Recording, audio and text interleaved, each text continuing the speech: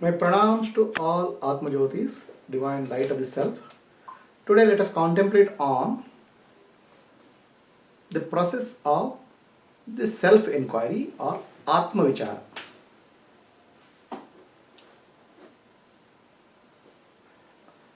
The mind is full of assumptions. When you look at the world, the mind makes decision based on the assumptions. For example, I see a person, his body, and we mind believes that that person is the body. Okay? Everything in the external perception is based on certain assumption. Mind makes a lot of assumptions in external perception. Mind makes a lot of assumptions about the identity of oneself itself. When I think of myself, I think as body, mind, or intellect. These are based on some assumptions of the mind. So mind has assumptions about the world and assumptions about the self. To find the true self, you have to question these assumptions. And assumptions which are false should be discarded. Then the truth will uncover itself.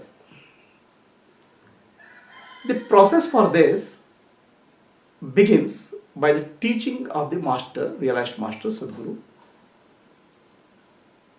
He provides logic for verifying the assumptions. This logic is called Atmadnan, on the basis of which you start inquiring into the assumptions in the mind. This master conducts the inquiry based on the truths which he has realized.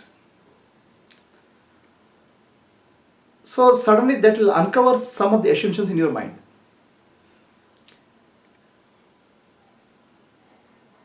If all assumptions are not uncovered, you go back and inquire into your mind, recollect what master has said, and inquire into the assumptions.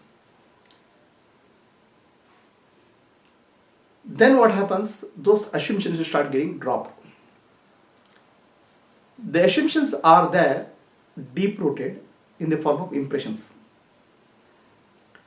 So as you start inquiring yourself, those impressions will become loose.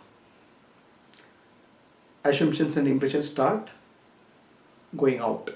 I am speaking of impressions about the world, about impressions about the self. Then the truth starts uncovering itself. Mind cannot find the truth. Mind cannot know the truth because the truth is beyond mind. All that mind can do is inquire into the nature of assumptions based on the teachings of the Guru and discard the assumptions which are not valid. Okay? The truth will shine by itself.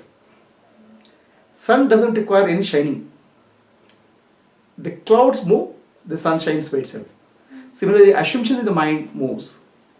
The truth starts shining. The assumptions in the mind is called avidya, ignorance.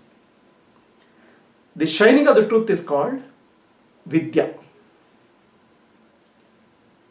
Now, the mind comes under the influence, direct influence of this truth.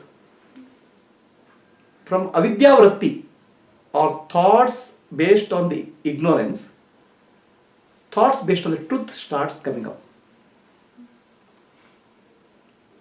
Finally, assumptions about the self and the world are removed.